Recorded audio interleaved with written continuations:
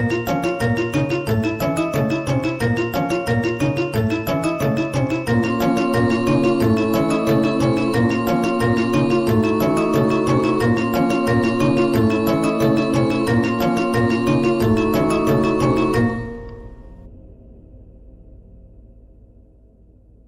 teman-teman, Assalamualaikum warahmatullahi wabarakatuh.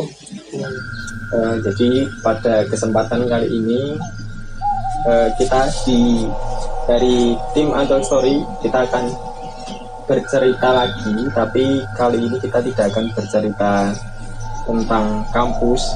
Kita akan sedikit keluar dari kampus, tapi ini masih tetap ada hubungannya dengan kampus, yaitu tentang KKN atau kuliah kerja nyata. Nah, di samping saya ini sudah ada salah satu narasumber yang akan menceritakan pengalaman horornya selama kuliah kerja nyata, kurang lebih selama 45 hari ya Mas. Ya mungkin bisa dikenalkan dulu Mas, namanya siapa? Nama Pak? Ya, nama Prodi dulu. Sebelumnya perkenalkan, nama saya Pei. Saya dari UNS juga.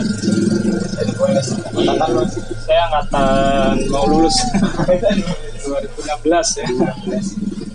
Ya, jadi saya sama Mas Ray ini satu KKN. Ya mungkin kita nggak bakal nyebutin lokasinya kita KKN itu di mana. Cuman kita hanya bisa ngasih tahu kita KKN-nya di daerah Jawa Timur ya, Jawa Timuran. untuk tempatnya mohon maaf nggak bisa ngasih tahu, takut aja mungkin nanti berakibat yang enggak ke tempatnya. Mungkin bisa dijelasin dulu Mas, lokasinya gimana, kayak gimana maksudnya, terus poskonya gimana? Kalau untuk pertama kali itu sebenarnya kalau melihat pertama dari poskonya sih emang poskonya itu kayak posko lama yang udah nggak ditinggalin gitu ya. Kan emang lama banget, apalagi kan kita bersihin dari awal dan sebagainya. Terus di belakang itu emang udah nggak ada rumah dan sebagainya. Jadi kayak semacam rumah posko di tengah ladang gitu. Jadi ya untuk suasananya mungkin kalau di siang tidak terlalu tidak terlalu mencekam karena ya banyak warga yang ke ladang gitu. Masih ada beberapa warga ke ladang, terus di seberang sana kan masih ada kampung ya, meskipun sedikit banget.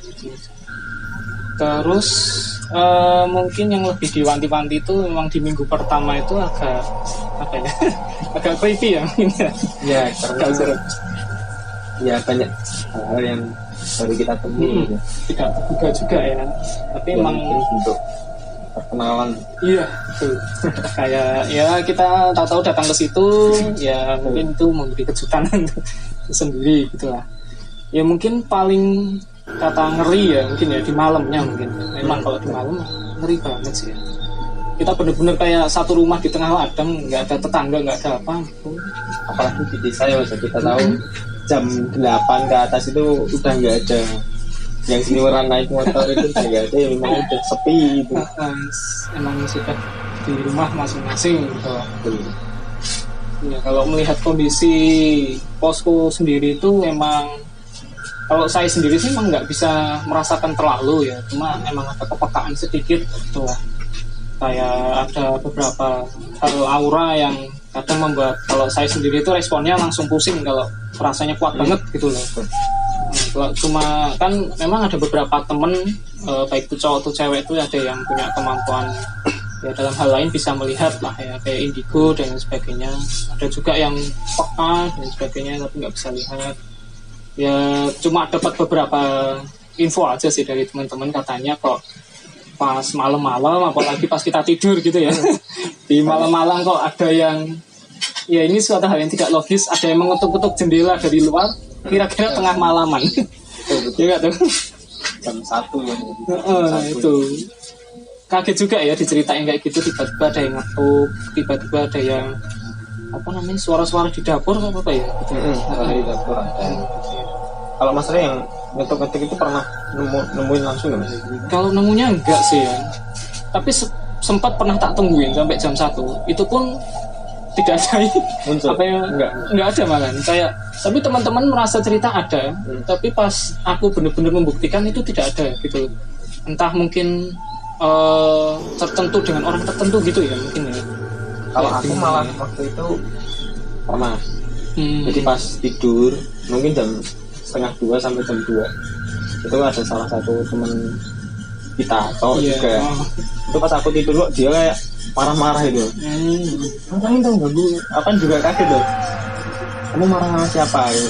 Padahal waktu itu posisi yang masih bangun itu cuman dia sama teman satu lagi. Yang lain kan udah tidur itu.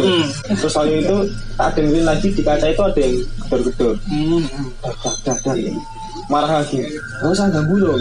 Iya, itu. Ngapain dong ganggu? Aku juga nggak ganggu.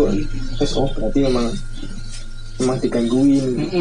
Dia pas itu marah-marah, aku kebangun juga denger gedor-gedorannya di kaca itu. Itu pun aku yang diceritain pun juga gitu sebenarnya kaget. Cuma memang apa ya? Kalau saya sendiri kalau tidak ada bukti itu emang kurang percaya. Tapi ya ternyata teman-teman pada cerita kebanyakan yang punya kemampuan khusus itu ternyata merasakan gitu. Oh ya mungkin ya saya percaya gitu aja. Terus ada satu fenomena juga sih. Pas saya itu katanya kalau nggak salah katanya Mas Abed kan saya pernah disandingin sama cewek ya. Cewek. Oh nah itu aku juga kaget. Kalau saya sendiri itu sebenarnya nggak merasakan ada disandingnya kok. Kalau udah tidur yang ngantuk, udah tidur aja kayak gitu. Tapi kalau saya dengar kan Mas Ri juga pernah mimpi. Itu. Nah itu bisa diceritain Mas gimana mimpinya? Ini sebenarnya mimpinya itu apa ya? Kok ini jarang banget kalau pas aku ini mimpi itu sangat sadar sekali kalau aku benar-benar di dalam mimpi itu dan benar-benar melihat suatu kejadian tertentu yang aneh gitu loh. Dan tiba-tiba mimpi ini kayak menyeratkan suatu pesan atau apa ya. Jadi itu pas saya di sana, saya ibaratkan seperti kamera yang berjalan gitu loh di sana tuh di mimpi itu. Kayak VR. Nah itu kayak VR. Terus tiba-tiba tuh ada satu sosok cewek itu menjelma jadi satu teman KKN saya. Itu saya kaget sendiri. Nah, saya lihat dari kejauhan dan kalau digambarkan ya cewek itu kayak semacam dirundung sama warga. Jadi kayak apa ya? Apakah dia punya satu kasus tertentu atau dia bermasalah dan sebagainya nggak tahu. Tiba-tiba cewek itu menghampiri saya gitu. Terus minta tolong. Minta tolong. Nah terus akhirnya saya terbangun terus saya cerita sama Mas Abed, ini kayak ada sesuatu yang aneh di mimpiku kayak nggak biasa gitu loh. Apakah ini cewek yang selama ini yang menyanding ke aku gitu loh itu. Terus ini kedua kalinya sama cewek juga tapi di teman cewek kakak yang berbeda. Anehnya itu selalu mimpinya juga gitu tapi menjelmanya beda, ceweknya berbeda dan peristiwanya pun juga berbeda juga. Jadi yang kedua ini tuh dia tuh seolah-olah seperti amat minta tolong ke saya ditarik-tarik gitu entah ke suatu tempat kemudian berhenti ke satu titik yang saya pun juga nggak jelas gambarnya gimana, tapi saya yakin kayak ada suatu hal yang disampaikan gitu. Kalau menurut Mas Abed gimana? Saya sendiri pun juga kalau aneh. Kalau yang minta tolong itu sebenarnya kan di hari pertama, malam pertama itu memang saya juga dimimpiin gitu. Kita kan datang di posko itu kan kalau nggak salah tanggal 14 ya. Tuh, 14 sore kita sampai. Malamnya kan memang dia baru sampai nggak ada acara, nggak ada. Ya, mungkin cuma kumpul terus syukuran udah selamat sampai di sini gitu kan. Terus malam itu kan jam 10 saya kan tidur duluan.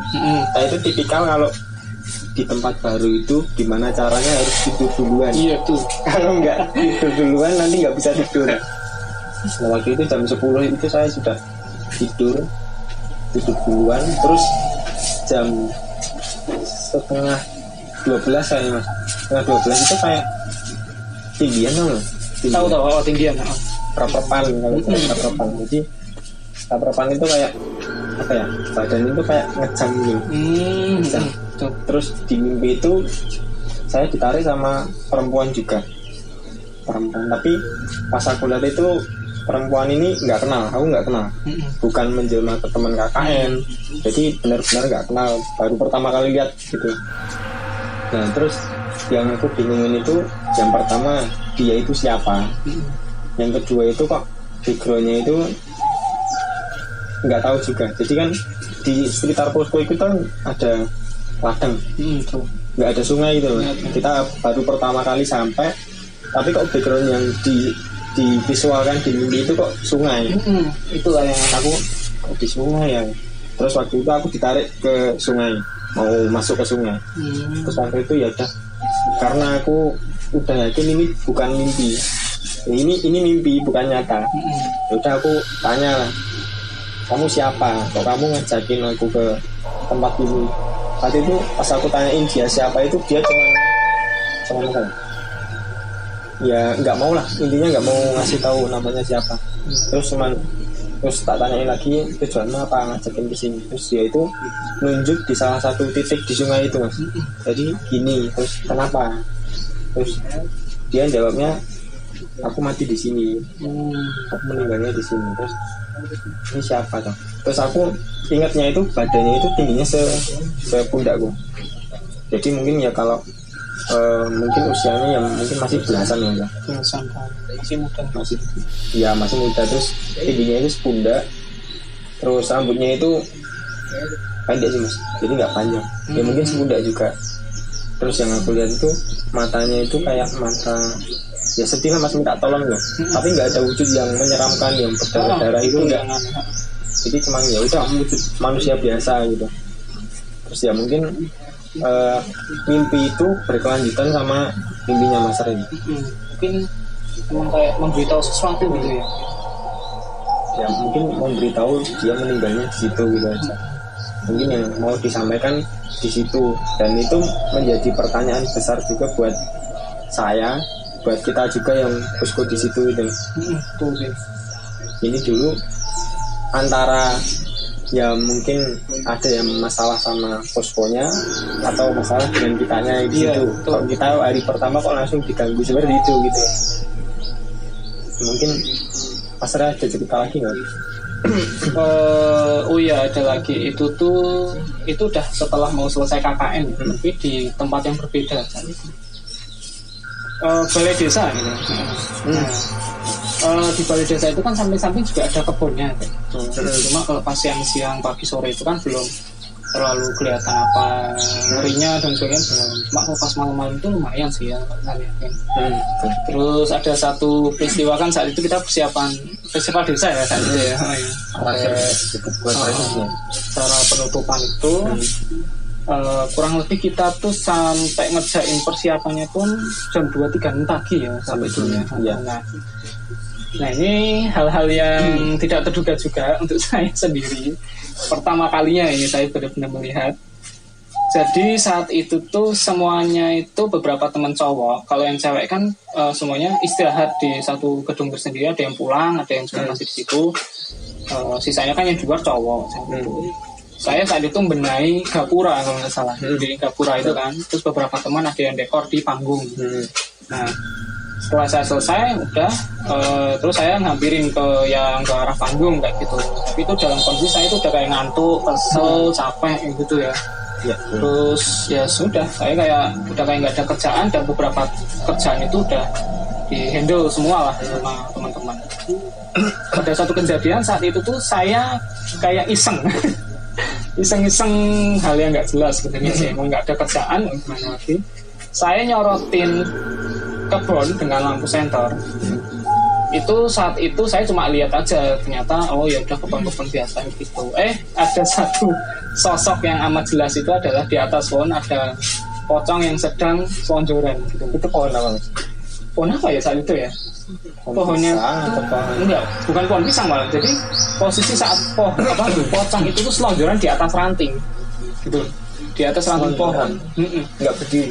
Enggak, rebahan. Pocong rebahan ya Pak. Mas Ray itu taunya kalau itu pocong itu gimana? Saya benar-benar nyorotin deket banget saat itu. Jadi saya kalau begitu lihat set kayak gitu enggak, tapi langsung saya ingin jelasin dulu tuh. Ini apa ya? Saya kira itu adalah kayak buah yang dibungkus pakai kain putih, menurut. Wong desa kan seneng ngono. tapi kok tidak menggantung, tidak menempel dan nyambung jadi siji gede itu loh. Itu yang membuat saya tidak logika. Terus saya apa bener ya kayak, tapi saya melihat ada kuncungnya, berarti bener itu loh. Itu ada kuncungnya. Terus saya tiba-tiba matiin senternya, dan kebetulannya yang melihat itu bukan saya doang. Ada satu teman saya di belakang. Saya tanyain, bro, ini dulu kamu? Oh, dulu. Berarti enggak cuma Mas Ri yang lihat. Adalah saya sama satu teman saya di belakang. Kebetulan dia juga kayak ngeliatin saya ngapain kayak gitu loh. Dan lucunya lagi ternyata teman saya nggak ngeliat pocong doang. Satunya di bawah itu ada kuntilanak. Pacaran. Wah itu skandal ini. Itu hal yang benar-benar saya kaget dan pertama kali saya melihat wujudnya dengan jelas lah. Terus Mas Ray itu besoknya itu membuktikan kan? Saya membuktikan. Di hari pas acara kegiatan berlangsung, saya ngurusi acara, tapi setelah sudah selesai kan diambil beberapa anak. Saya iseng-iseng ke kebunnya kayak gitu. Kayak ke kebunnya ngelihat, terus di sini ada tanaman-tanaman dan ada satu pohon yang tinggi itu yang saya lihat dari kejauhan, dan saya lihat kosong belum, tidak ada sama sekali. Namanya balutan putih buat buah-buah dan lain sebagainya di karung, kosong sama sekali. Sumpah itu yang membuat saya kaget dan saya membuktikan bahwa itu benar-benar ada ternyata. Sebenarnya kan juga pas sebelum kejadian itu kan teman-teman juga udah wanti-wanti ya, udah jam 2:30 juga udah pada wanti-wanti jangan teriak-teriak, jangan pamali lah, jangan pamali.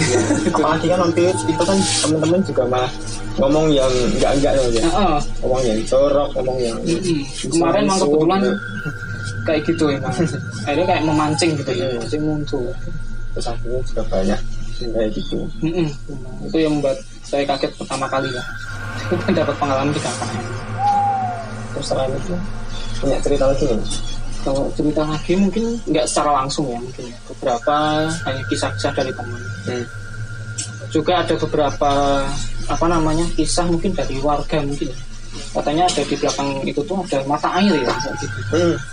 Nah saat itu saya pernah ke mata air itu. Saya sama dengan teman saya sih satu. Sebelum dengan Mas Hafid saat itu kan saya 2 kali sama Mas Hafid gitu. Nah terus cuma ngecek aja, kok ngeliatin kok warga ngomong katanya di sana daerah angker banget gitu. Nah, saya cekin ke sana sama teman saya.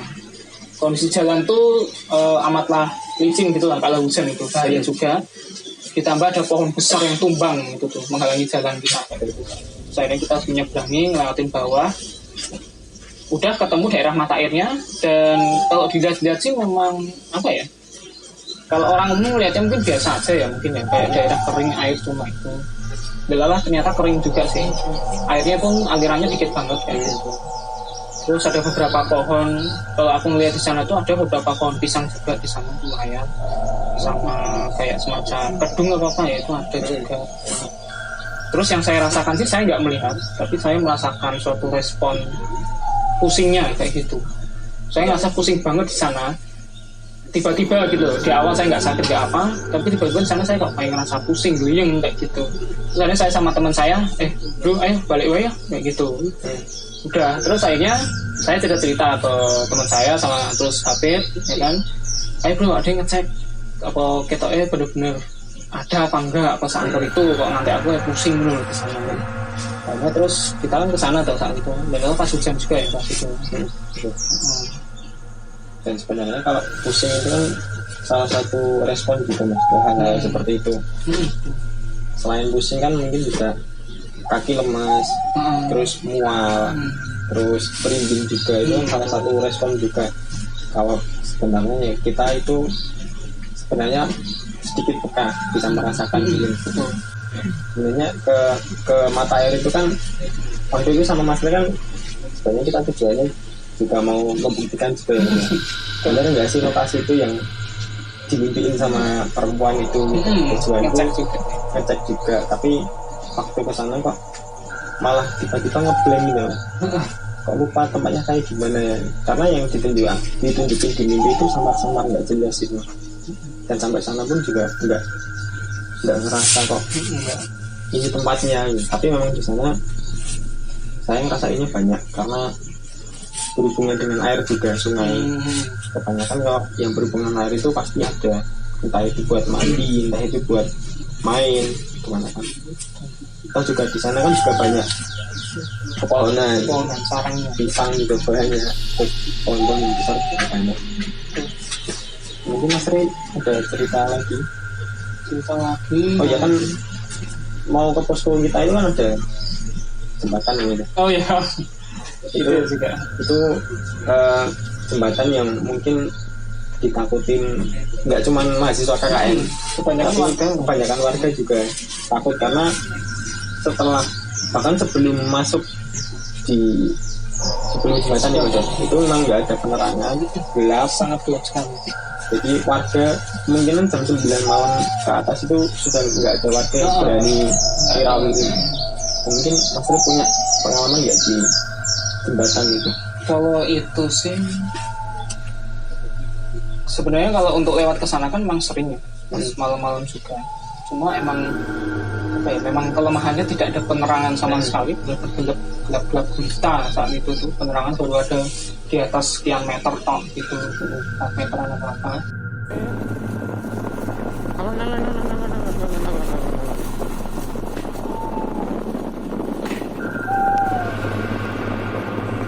Kira-kira Pak? Really? Lorok banget.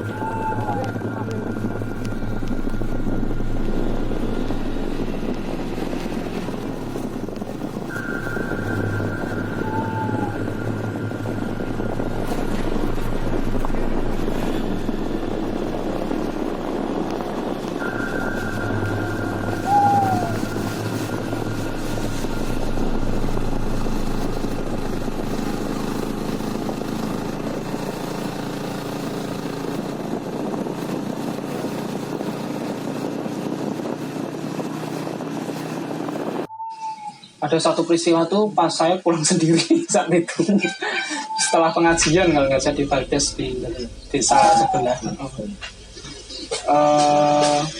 Saat itu saya naik motor sendiri, saya mendului karena memang ada hal mendadak segala ke posko saat itu kan.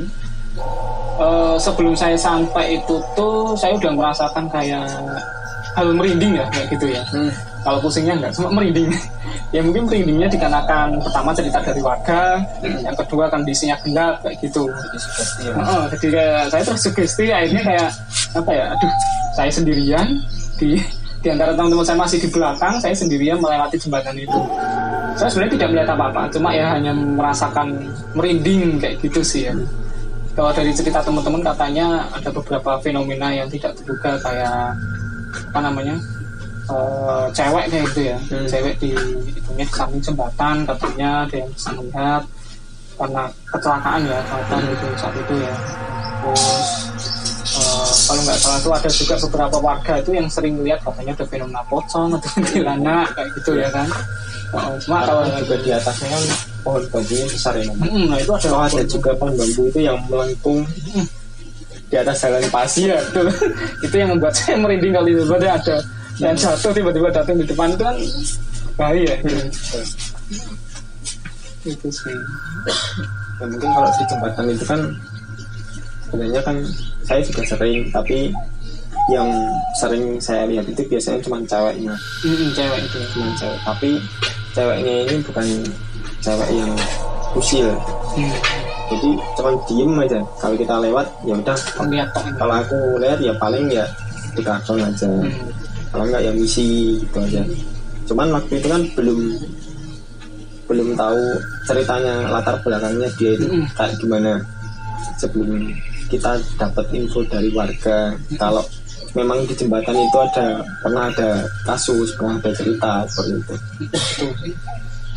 Mungkin ada lagi Mas mau diceritain? Mungkin kalau dari saya sih itu sih ya, kalau yang saya alami sendiri. Dan sisanya tuh hanya beberapa cerita dari teman gitu. Gitu sih. Mungkin sebenarnya saya juga punya cerita lumayan banyak, tapi mungkin nggak bisa saya sampaikan di kesempatan ini. Mungkin ke kesempatan selanjutnya. memang banyak sekali kisah-kisah kita banyak banget. KKN ya. So, mungkin nggak cuma cowok ini, kalau kita mau tanya ke cewek mungkin banyak. Banyak.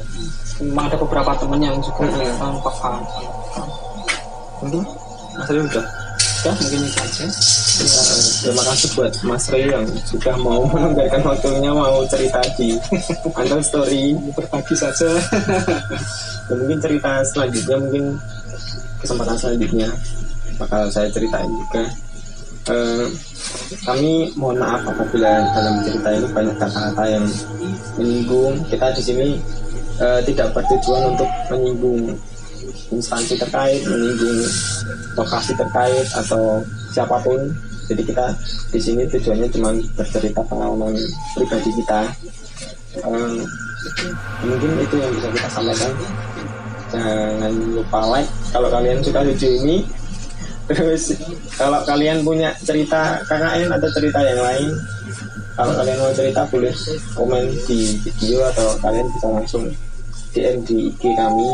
Nanti kami sertakan di deskripsi. Terus jangan lupa subscribe biar kalian nggak ketinggalan video kami selanjutnya. Ya, terima kasih. Wassalamualaikum warahmatullahi wabarakatuh. Waalaikumsalam.